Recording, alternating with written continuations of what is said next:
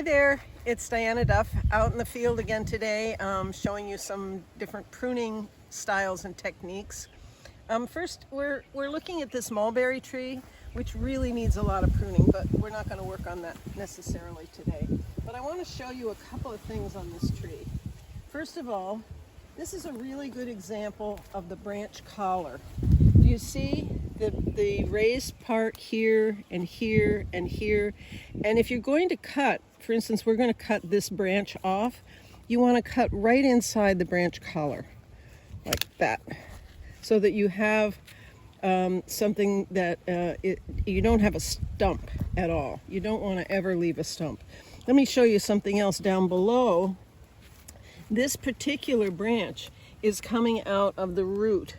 Now, often branches that come out of the root are suckers and not really good. In this case, it looks like it might be okay. At some point we might take it out, but that would qualify as a sucker. And often suckers don't fruit. I want to show you one other thing on this mulberry. Over here, I've been tying these little tags on things so that I could remember. I wanted to show you an example of a disfigured issue. On this branch, if you look here, do you see what's happening? Because it's brushing against the other branch. So it's wearing off the cambium layer, down to the cambium layer and below, which is going to mean disease. So I'm going to take this one off too, and again I'm going to take it off at the branch collar. And that's kind of a crooked cut, but it's okay. Thanks. Now I'm going to take you over to another tree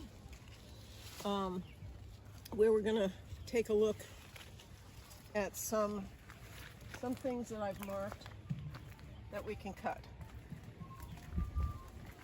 This is a Japanese, ooh, who's that? Boy, look at that golden bug. I would guess Chinese rose beetle, but usually they're in the ground during the day.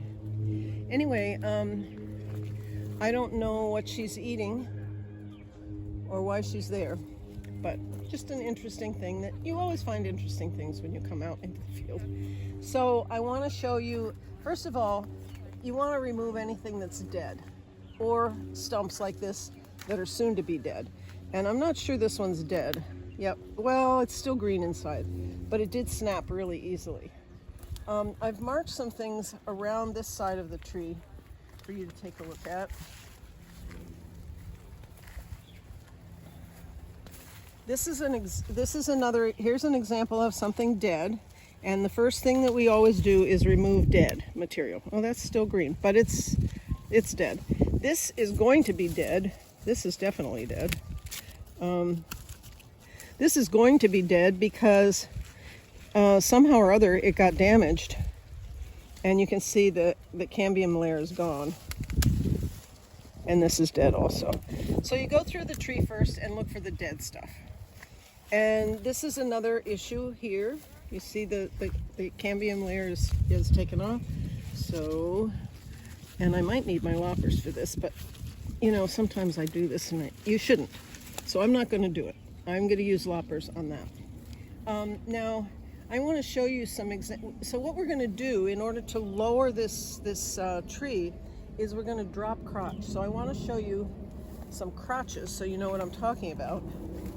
Now I'm going to first show you some bad crotches. A crotch that looks like a V is really too narrow, and you'll see this included bark that happens. And if this tree got really large, this inclusion would go all the way down, and it would cause a weak point in the tree where it could easily break off. This is a little narrow, this crotch here, and you see the included bark starting, and there's already some damage from, you know, as people walk by some of these trees, they rip off branches.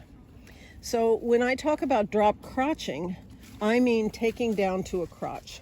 So if you wanted to take this down, this is a tall branch that's going way up. First of all, I'm going to show you some issue here. There are thorns on this, by the way. Here's another issue of somehow or other, some sort of disease or insect or problem happened, and the cambium layer got essentially destroyed. So this would be a good candidate for removal. And if you're going to remove it, you want to remove it to a crotch. And so you don't want to cut up here and leave a stump. You want to cut all the way down here to a crotch. And let's see, what other thing? Oh, here's one that I marked that's really a good example of a good crotch, because as you can see, the angle is much wider.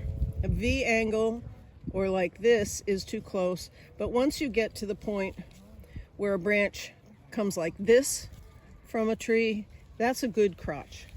So you'll have lateral branches that are coming to a wide crotch.